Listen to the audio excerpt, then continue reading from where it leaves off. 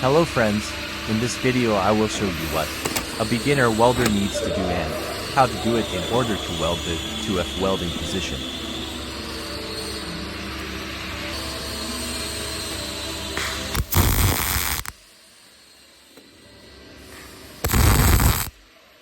Place the burner at an angle of 45 degrees. Place the wire in the joint of the sheet metal itself. We can use various methods and direction of welding, the most common of which is the uniform pulling or pushing of the weld.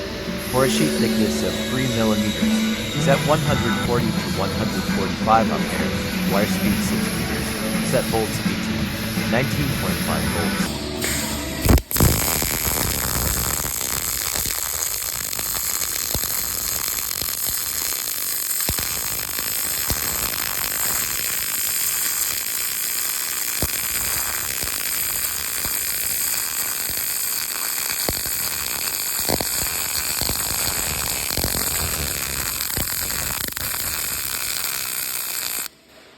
I hope you liked the video. Check out my other videos. Leave a like and a comment.